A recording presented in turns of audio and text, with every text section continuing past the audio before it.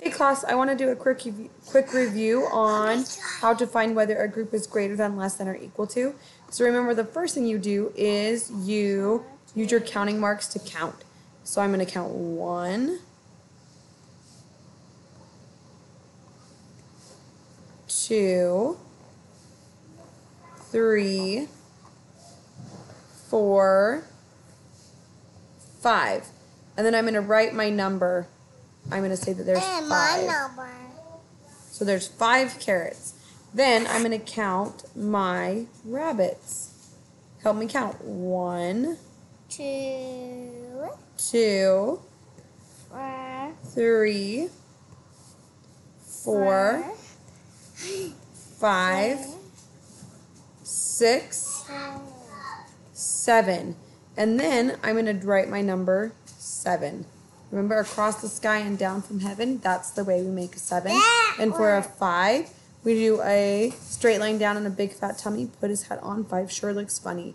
Okay, the next thing that we're going to do is we are going to match our objects. And this is going to be a little bit tricky because, so I match this one to here. I match this one to over here. I match this one, sorry about that. I match this carrot to here. I'm going to match my next carrot to here. I'm going to match my final carrot to here.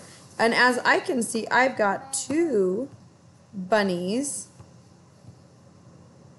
that didn't get a carrot.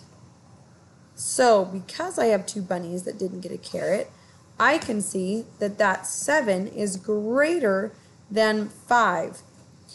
And 5 is less than 7. So if I wanted to draw a crocodile mouth, I would draw it so that it's eating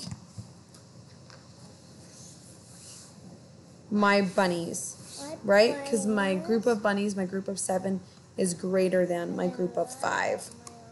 And then I would just listen to the directions. If it said to circle the group that's greater, I'd circle that group of 7. Or if it said put an X on the group of that's greater, I'd put an X on that group of 7. Okay, well, let me know if you have any questions on today's assignment. I'm sure that you'll do great because it's just what we were doing this last chapter and everyone did just fine.